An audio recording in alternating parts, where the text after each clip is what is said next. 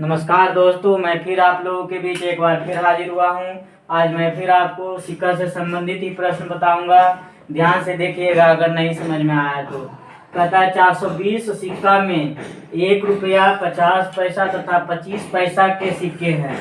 यदि इसी क्रम में उनके मान 2:3:5 के अनुपात में हो तो 1 रुपये वाले सिक्कों की संख्या ज्ञात करिए। ध्यान देखिएगा, जो दिया हुआ है उसको लिख लीजिए। पहले क्या क्या दिया हुआ है? 1 रुपया दिया हुआ है, 50 पैसा दिया हुआ है और 25 पैसा दिया हुआ है। लिख लिए इसको। अब कहता है कि यदि इसी क्रम में उनके मान बताइए। अब ये किस चीज में दिया हुआ रहेगा?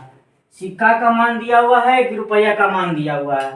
बताइए चला जी। रुपया में। ठीक है, तब देखिए ये रुपया का मान दिया हुआ है। गलत फहमी में मत रहिएगा। किसी का मान जैसे ही लग गया यानी रुपया में दिया हुआ है। कितना? 2:3:5 के अनुपात में दिया हुआ है। तो कहता है 1 रुपये वाले सिक्कों की संख्या ज्ञात करिए।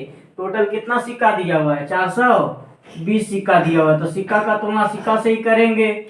चलिए, सिक्का पहले निकालना पड़ेगा क्योंकि रुपया में दिया हुआ है। तो सिक्का निकालिए पहले। 2 सिक्का। अब बताइए 2 रुपया में 1 रुपया वाला कै गो सिक्का आएगा? 2 गो। ठीक है चला जी। अब बताइए 3 रुपया में 50 पैसिया कै गो आएगा? 6 गो। 1 रुपया में 2 गो 50 पैसिया, तो 3 रुपया में 3 दूना 6 गो। अब बताइए 5 रुपया में कै गो 25 पैसा वाला सिक्का आएगा? चला जी 20 गो। 5 रुपया में 20 गो। 1 रुपया में 4 गो 25 पैसा, तो 5 रुपया में 5 चौके 20 गो। चलिए अब इसको क्या कर दीजिए, जोड़ दीजिए।